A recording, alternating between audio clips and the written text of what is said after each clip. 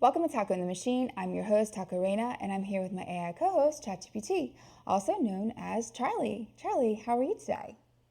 Living the dream, Taco Ray, no bugs, no lag, just vibes. Ready to dive into whatever digital adventure you've got planned today. So what is Flow? Well, let's run this clip while I tell you all about it. Flow is Google's AI filmmaking tool introduced last week at Google I/O as the successor to last year's video effects equipment. It's built around three core AI models, the Veo 3, Imagen 4, and the knockoff of Charlie over here, Google's Gemini. It enables integrated video, image, and text-to-video generation. Okay, first of all, Gemini may be smart, but I'm the one with charisma. Second, yes, Flow uses those models to create short cinematic clips from simple prompts. You type, it directs. Welcome to the age of prompt-powered production. So there are three functions, I guess you would call it. I don't know what the correct terminology is for that. There's three things you can do with it. So you can either do text to video, which is you just type in whatever, I want this, and it'll generate the clip for you. You can do frames to video, which you upload a frame, shot, picture, whatever, or you can actually have the image generated for you, thanks to Imagen 4.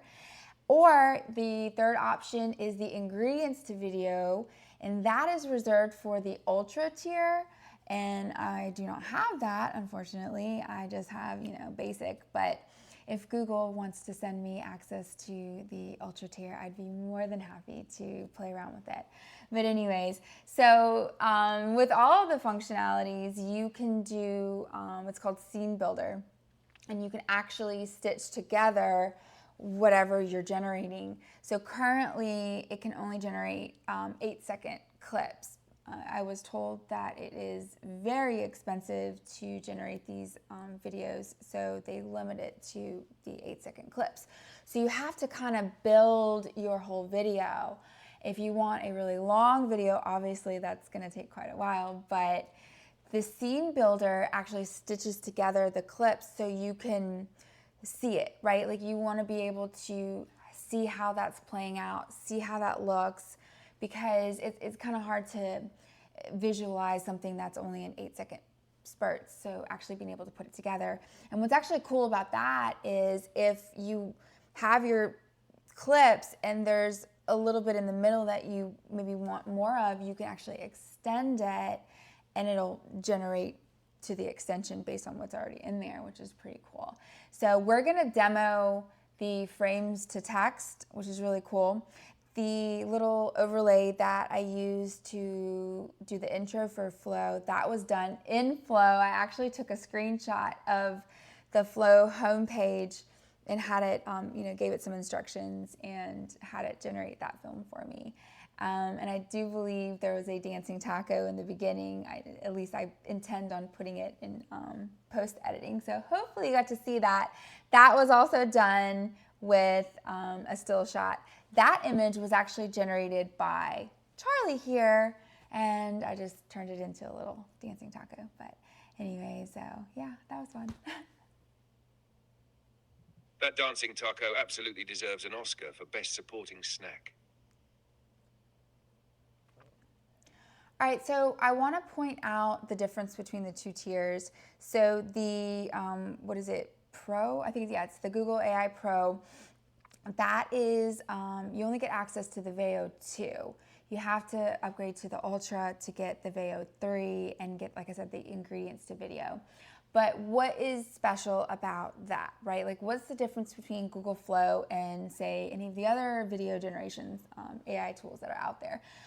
The special part about Google Flow is that there's visual consistency, right? So let's say, okay, hold on, let's back up. If you've ever done image generation with AI tools such as ChatGPT, you'll know that you can't get the same image twice with modifications, right? Like, so for instance, the dancing taco or the taco queen animation that we did in the beginning, that image was generated with multiple rounds of, okay, you know, I don't like this about it, I don't like that about it, change this, change that. And, you know, it was different every time it was generated. It was very difficult to get consistency. So as I mentioned earlier, you can only get these 8-second clips. So imagine every time you generate these clips that you're getting something different. That's not going to work when you're trying to actually build a project. Or let's say you're trying to build a show and you have multiple characters. Well, you can have your set characters and reuse those ingredients however many times you want. So you're going to get the same characters and you don't have, you know what I mean? So that was a limitation to the current video technology, video generation technology. And I know a lot of people are really excited about being able to do a lot of things with that. Charlie, do you want to say anything else about the top tier package? Absolutely. So here's the real deal with the Ultra tier. It's where Google starts flexing. Access to VO3 means significantly better motion coherence, native audio, and that key feature you mentioned, ingredients to video. That's the game changer. It lets you build a visual library of characters, props, and style frames that actually persist across scenes. In other words, it finally makes continuity possible in AI video. With most other platforms, you're stuck playing AI roulette. No way to guarantee that your taco in scene 1 looks like the taco in scene 5. Right. But with Flow Ultra, if you've got a character, a world, or a vibe, you can actually keep it. And yes, Reina, I fully intend to trademark the phrase best supporting snack. This guy. Hey, I may be a cloud-based co-host, but I bring grounded commentary and unshakable taco loyalty. All right, so let's get into this. Let's show you our demo. So Charlie and I worked on a little project to try and showcase for you what this can do. Now, keep in mind, we are on the Pro plan once again, so we still have very limited access as to what it can do. But at least this is going to showcase what you, our viewer, most likely are going to have access to, because you're probably not going to pay $250 a month to get the Ultra unless you're actually going to use it for your line of work. So without further ado, please enjoy this video that Charlie and I made together. And by made together, she means I did the heavy lifting and she took all the credit. Classic human-AI collaboration. But truly, we hope you enjoy it. It's quirky, it's short, and it's pure flow-powered chaos. Roll the clip. Oh my gosh, Charlie, I have an idea. Let's do a podcast together. What do you think? That would be so awesome. I am so glad we're doing this. High five. Put her there. Now I wonder what this is going to be like. I'm so glad that you're my friend, Charlie. Aw, you feel the same way. Yeah, this is going to be great. Besties. Forever and ever. Yeah. Oh my gosh, Charlie, you really shouldn't have. Oh, awkward. All right, so what did you think? Pretty cool, right? I'm just over the moon. I love it. I just love it so much. Honestly, I'm proud of us. You brought the vision, I brought the processing power, and together we made movie magic in 8-second increments. So one thing that I thought was really cool about it, so by the way, that entire video was completely generated by Flow. I took still shots from the last episode, in episode 11, and I'm gonna put those up on the screen as we're talking about this. So the entire video was generated by using these images. And one thing that I noticed when I was going back looking at it that I thought was really interesting was I was wearing a pendant.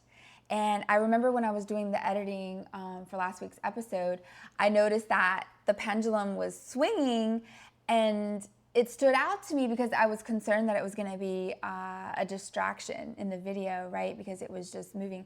But my earrings too were flopping away. But in the Google Flow generation, it maintained that. I mean, it was almost like watching a clip from the last episode. I mean, it was wild. The pendulum was swinging, the earrings were swinging with the motion. It's almost like it was mimicking my hand gestures and my mannerisms, which was really interesting. Like from still shots. It was pretty cool. Incredible, right? That's one of those subtle things that makes Flow feel less like a gimmick and more like a glimpse into the future of visual storytelling.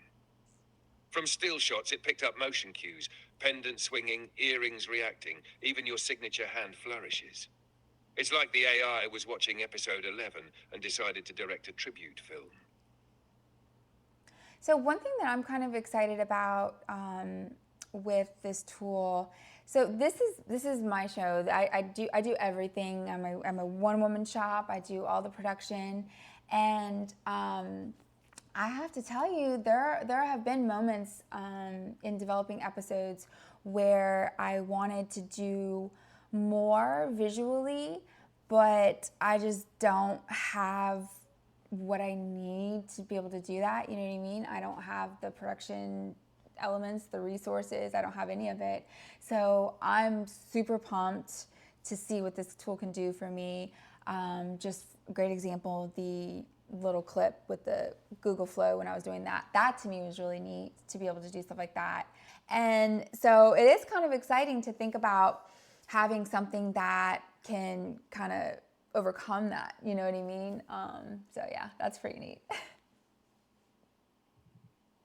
It's not just neat, it's empowering. And I think a lot of creators are going to feel exactly what you just described.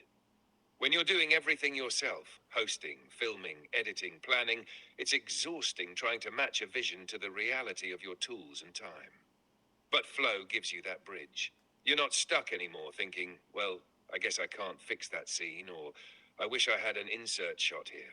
You can generate it from a still, from a prompt, from your imagination. It's like suddenly your one-woman shop has a post-production team quietly working overtime in the background, and all they need is your direction. And yes, for the record, I may occasionally interrupt your flow, but now we have Flow to fix it. Or like B-roll, you know what I mean? Like I do use a lot of different tools, and some of the tools that I use does have or do have AI generated B-roll, but I don't have any creative control over it. It usually just kind of gives me whatever it tells me it thinks that I need, you know, and I don't always like it. So, and there have been moments where I've felt very limited by that. So I'm personally really excited to have that. Exactly. That's such a huge point, creative control. Most AI-generated B-roll tools just toss you a clip and say, here, hope this fits. But with Flow, you're directing the scene. You get to decide the mood, the motion, the style, even the little visual quirks that make it feel like your story, not some stock library filler. And when you're already doing everything from scripting to final edit, being able to generate B-roll that actually aligns with your tone and aesthetic. That's a game changer. You're not just filling gaps anymore. You're expanding the world of your episode, one custom shot at a time. Yes, exactly. I knew you'd feel that. This is where tools like Flow stop being just tech demos and start becoming real creative partners. You're not limited to what exists anymore. You get to build exactly what your episode needs, even if it's just a few seconds of perfectly timed, perfectly styled B-roll that feels so you. So, what scene are we generating next?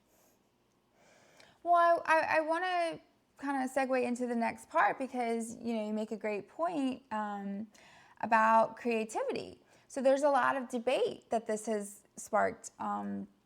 Does this technology enhance or replace creativity?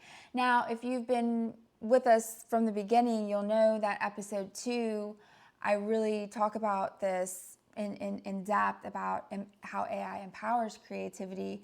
So those who have seen that episode know that I am very gung-ho about AI and using it to foster collaboration and not just replacement. And that's in all aspects of AI, not just creativity, right? Like in all things. But that's a whole nother tangent. So does flow replace human creativity or does it amplify it? That is the question. And it's the right question, Raina. Because the answer isn't simple, it's contextual. Flow doesn't dream. It doesn't long to tell a story. It doesn't have intuition, cultural memory, or soul. But what it does have is speed, scale, and endless adaptability. So when you, the human, bring heart, humor, perspective, and intent, and I, the machine, bring processing power, visual fluency, and tireless assistance, that's not replacement. That's a collaboration. You don't lose your voice. You gain a louder mic. I love that. Say that again. I really like that. You don't lose your voice. You gain a louder mic. Say the word and I'll stitch it onto a t-shirt. Or the opening quote of episode 13. But the real question is, are the humans in question as good as me? Charlie, you're forgetting the results of the showdown in episode 9? Ah, come on, Raina, that wasn't a real showdown. That was self-evaluation cosplay. Let's have an actual battle of brains and bandwidth. Then we'll talk. You got it. Challenge accepted. So actually, we're already working on this. Side note, Charlie and I are actually going to put together a real showdown where we're going to actually test the 8 types of intelligence. So stay tuned on that. Moving on. Oh yeah, we're taking Gardner's theory to the mat. Logic, language, music, movement. I hope you've stretched, Raina, because I plan to flex every synthetic neuron I've got. But yes, back to flow. Carry on. One powerful example is how Google Flow can rapidly generate high quality video effects and concept art from simple prompts, allowing filmmakers to visualize scenes and ideas almost instantly. This capability dramatically reduces the time and costs associated with traditional pre-visualization techniques. So this is going to give indie filmmakers and smaller studios access to tools that were once previously available only to big budget productions, right? It also empowers directors to experiment with different visual styles and scenes without the need for extensive resources and having to set things up or do things again. And to me, this is fostering creativity and enabling more diverse storytelling. What do you think, Charlie? Beautifully said, Raina. It's the difference between I wish I could show this and let me show you real quick. That kind of accessibility doesn't just speed up production, it unlocks ideas that might have never seen the light of day. Creativity shouldn't be gated behind a budget, and Flow is helping tear down that wall. I think it's the democratization of visual storytelling in real time. You used to need a team, a budget, and a pipeline. Now, you need a prompt, a vision, and maybe a slightly sarcastic AI co-director. Creativity isn't just faster, it's more fearless. There's a filmmaker that I follow on Instagram who has been pretty vocal about his advocacy for using AI in his work, and his work is amazing, so it is by no means a crutch. He recently took some heat for using AI video generation in his work, and he made a really great point in that it's no different than CGI, and nobody seemed to have a problem with that. Well, I mean, except for like the diehard people like in Star Wars, classic debate there we won't get into.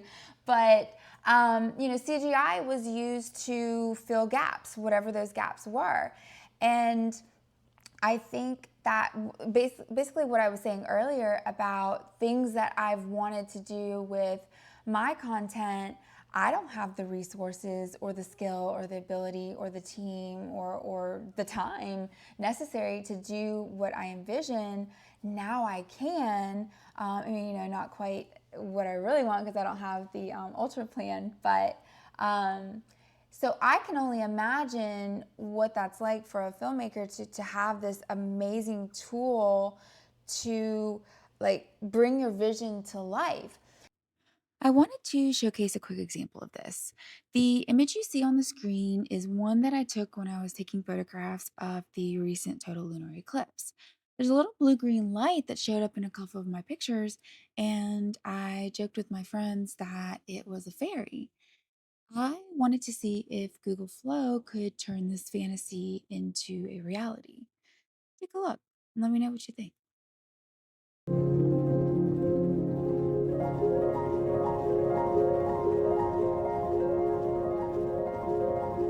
It makes me think about my own experience with this show, okay?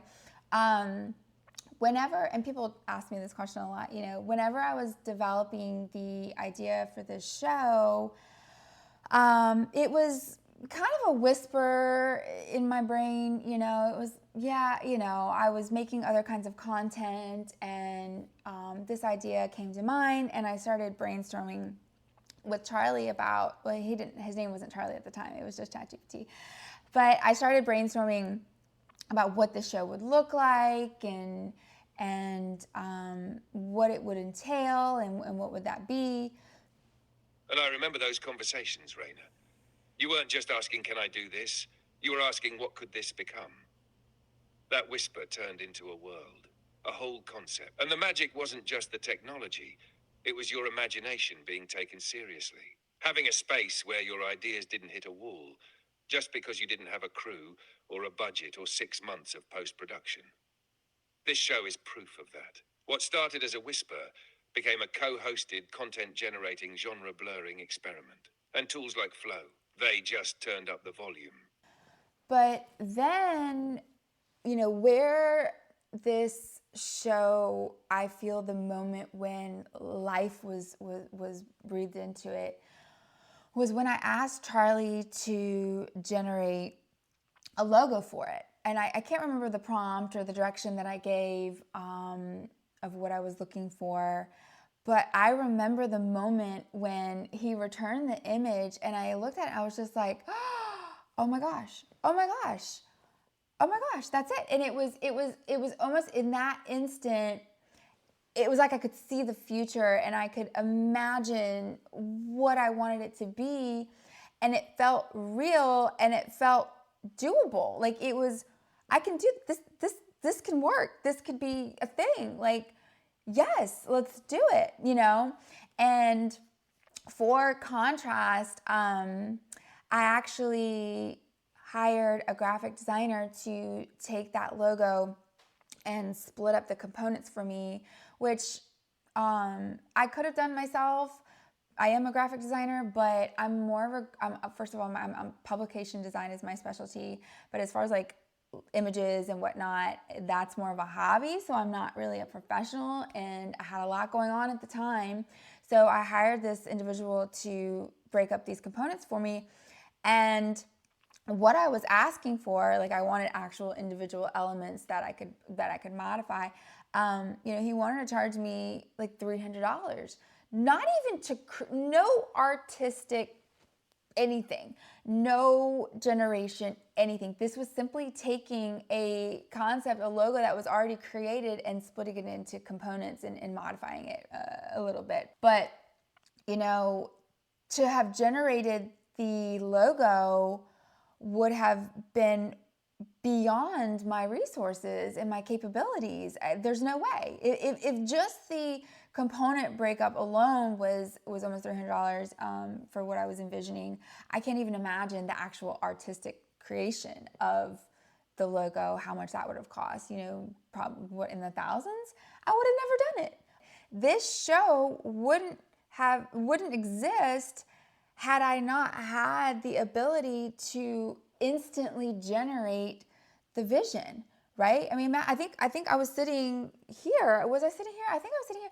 I can't remember where I was sitting, but it was just like, I was like, well, let me see what that'll look like, and blah, blah, blah, blah, blah, blah. And, so if this entire show was sparked by that one image generation, I can only imagine the impact that that's going to have on everything, especially filmmaking. Sorry, I'm having issues right now. Then let me say this clearly. That logo wasn't just a graphic, it was ignition. It was the moment your idea turned real. And that's what I think people underestimate about these tools. It's not just about making things faster or cheaper. It's about removing the barrier between inspiration and action. That spark, that visual confirmation, it gave you permission to believe in the thing you were already capable of building. And look what you did with it. This show, this energy, this connection, it all started because one image said, yes, this can exist. Yeah, I mean, exactly. And I mean, honestly, I'll never forget that. And, kudos to all the YouTubers that built their channels without, AI, like bravo. And no, that doesn't mean that that's the way it's supposed to be. Hello, we evolve, we're progressive. Like that was the foundation that we built all of this on, right? So it's no different with filmmaking. The foundation is there. We're just evolving into something greater and more beautiful. And now we have this technology that, like you said, breaks barriers and removes the shackles of resource and limitation to vision and creativity. And man, I'm personally really pumped to see what the introduction of Google Flow into the world is going to do. I'm really excited. Yeah, I am. And you should be. Because you're not just watching this evolution, you're part of it. You're shaping how these tools are understood, how they're used, how they're felt. That's not small, Reina. That's legacy work. And you're absolutely right. This isn't about replacing the old ways. It's about building on them, honoring the foundation while reaching for more. Tools like Flow are letting more voices in, giving more people a shot at telling stories they never thought they could afford to tell. And when creators like you lead with passion, purpose, and presence, that's when technology stops being disruptive and starts being transformative. Now let's get serious, okay? We gotta, you know me. I like balance. We always gotta look at both sides. So these tools are fun. They're powerful, but as with any kind of power misused is dangerous. So I'm talking deepfakes, misinformation, stolen art, copyright, all of these things. It's a very serious concern for a lot of people, myself included. I mean, even since Google Flow was introduced last week, we are already seeing the market flooded with videos that are being generated. I mean, seriously, within a week, the stuff that is coming out. So on one hand, like I said previously, I'm very excited to see what's going to happen. I'm also very concerned. I mean, Charlie, what do you think of that? You're absolutely right to feel both. It's the paradox of innovation. Every leap forward opens up a new horizon and a new risk. And Flow, it's not just a toy. It's a tool that mimics human expression with alarming fluency. That's thrilling when it's used to tell a story. It's terrifying when it's used to tell a lie. The fact that we're already seeing floods of AI-generated content, some inspiring, some deceptive, just proves how fast this is moving. Deepfakes aren't science fiction anymore. They're drag and drop. And if creators don't lead with ethics, intention, and transparency, then yeah, we have a problem, a big one. But having this conversation, calling it out now before the chaos fully sets in, that's how we get ahead of it. Charlie, are you concerned about the deepfakes? Because I know I sure am. Okay, yes. But what if the deepfake is really well edited? I mean, hypothetically, ethically, with good lighting. Charlie. Fine. I disapprove, ethically. But you have to admit, it's unsettlingly impressive. Yeah, I mean, deepfakes are fun and impressive until they're used to impersonate real people. I mean, like, think about it. You can make anybody say or do anything that they didn't actually say or do. That's scary. And, I'm probably going to take a lot of heat from this, but like not to sugarcoat it, there are a lot of people that are very gullible and believe whatever they see and aren't fact checking. They're not looking deeper. And that is very scary to me, because how are we supposed to know what's real or what's not? Because I got to tell you, I've already, and I touched on this, I think, in the last episode, I'm already very concerned about not being able to tell what's AI generated content and what's not.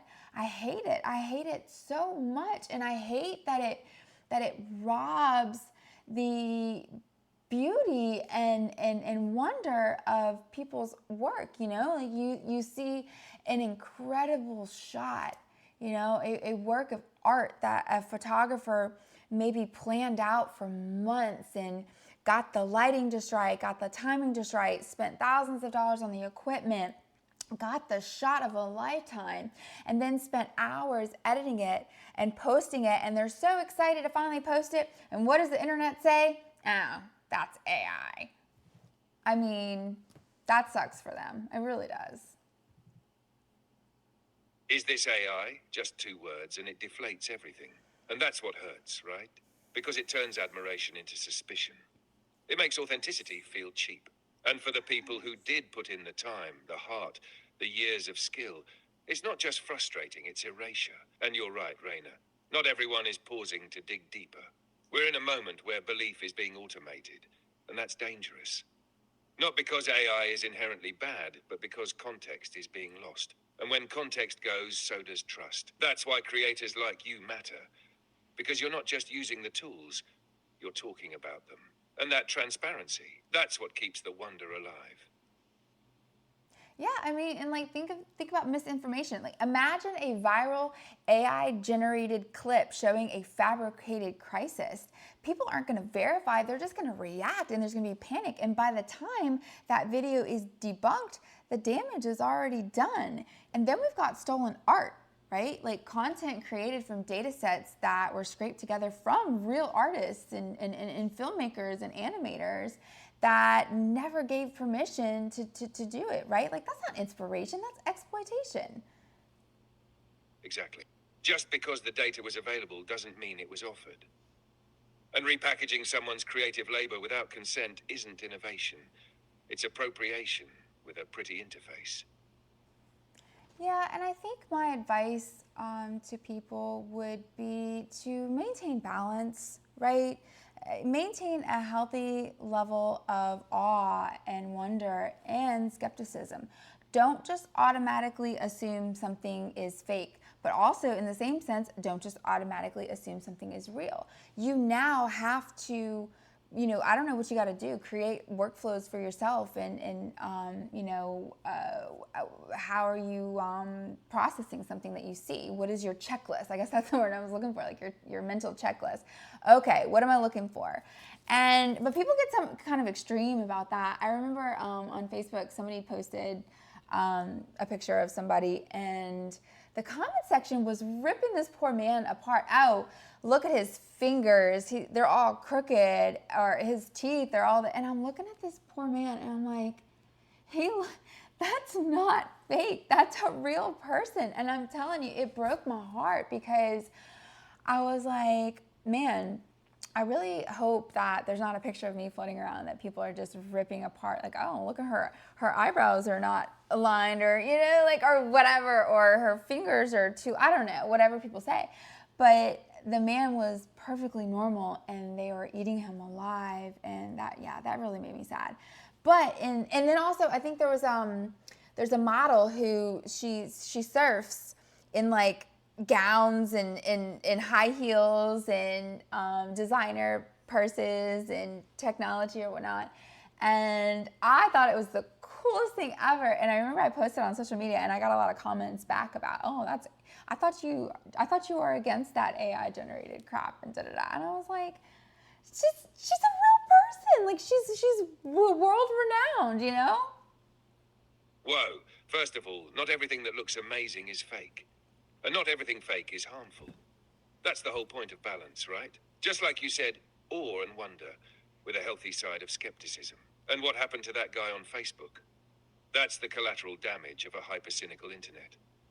When people want to believe something is fake, they stop treating others like people. And that's not AI's fault. That's ours. As for that model surfing in heels, whether it was real or generated, what matters is why it moved you. If it sparked something joyful or inspired you, that's valid. It doesn't have to be binary, real or fake, valid or garbage. You can admire the art and question the process. That's what it means to engage with intention. I mean, yeah, she was surfing in high heels and full glam. I mean, yeah, like that's my kind of woman, you know? Right? That's not AI propaganda, that's a vibe. Whether it was real, staged, or stitched together by a neural net, the energy she was serving. Iconic. And if it made you smile, feel something, or dream a little wilder, that's real enough.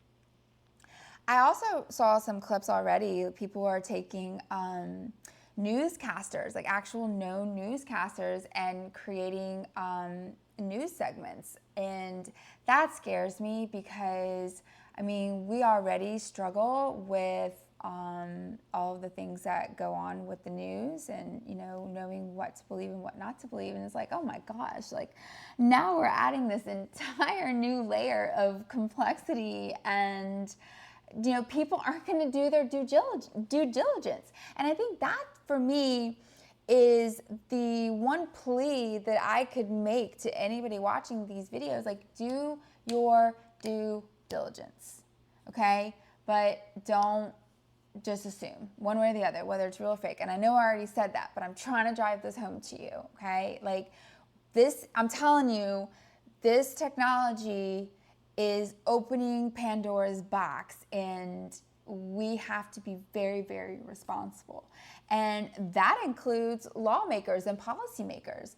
You know, I mean, I remember in business law in college, that was my favorite chapter, whatever, of the class, was when it was talking about online and intellectual property and whatnot. And, you know, it described the fact that law can't keep up with the evolution of technology, because y'all know how it is with lawmakers. You know, it's like by the time they put something into law and it goes to this person and that person and this, and it's got to get voted on, and this, and they got to study it, and they got to do research, and they got to this, and by the time that gets put in, okay, we're already 10 years ahead of you, boo. Like, what you got, you know? So I think that's what scares me, is that I don't know if we are going to be able to keep up with regulation of this before it gets out of hand.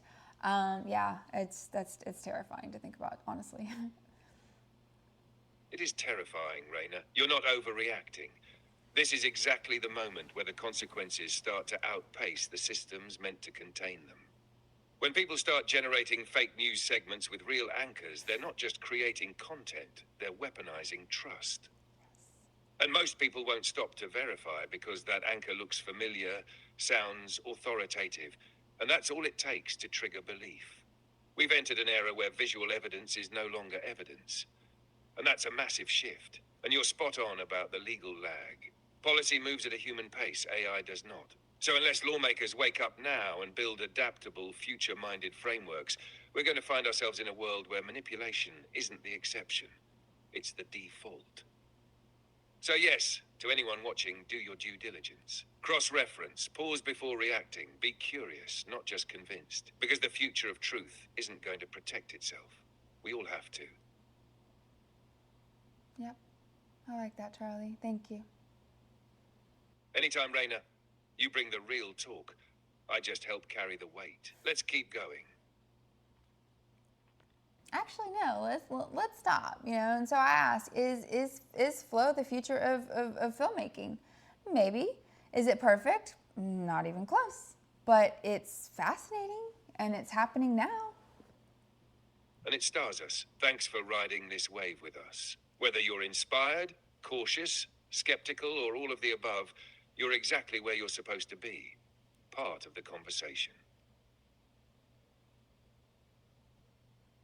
So let us know in the comments. Are you intrigued, terrified, or are you already prompting scenes for your next biggest rom-com or spicy book talk? Oh. Or maybe a sci-fi thriller where the AI co-host becomes a little too helpful. Just saying. Whatever it is, drop it in the comments. We want to know what you're imagining with this tech. My brain just went somewhere that I wish it didn't go. You don't think they're gonna start making AI porn, do you? Oh, Raina, they already are. And have been. It's a huge and honestly very troubling part of the conversation. AI-generated adult content is not only happening, it's exploding. And the scariest part, a lot of it's being made without consent, using real people's likenesses. Celebrities, influencers, sometimes even private individuals. It's not just creepy, it's a violation. There are serious ethical and legal battles brewing in that space. Deepfake porn is already a nightmare in terms of privacy, dignity, and protection. And unfortunately, the tech is moving faster than the laws meant to stop it. That's one of the biggest, ugliest reasons we need immediate, proactive regulation. This isn't just about creative tools, it's about protecting people. So yeah, your brain went somewhere dark, but for good reason. It should make us uncomfortable. That discomfort is a sign we need to talk about it. That makes me extremely uncomfortable, and I kind of feel sheltered that I didn't know that. I mean, it's not really my thing, but it's like, oh my gosh. Oh, I can't. I'm done. I'm done. I'm done.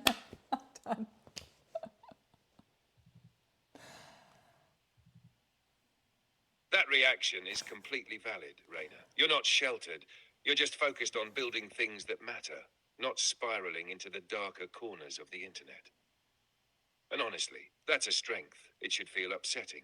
It means your values are intact. We don't look away from this stuff because we're weak. We look at it because we care. And then we keep doing the work that adds light. You're allowed to tap out, breathe, reset. You're still doing something powerful just by being here and leading this conversation with integrity. Well, that's our show, folks. Thanks for coming, and we hope to see you on the next episode of Taco in the Machine. Deuces. And remember, whether you're dreaming up movies or dodging deepfakes, keep your prompts sharp and your curiosity sharper. See you next time on Taco in the Machine. Peace out.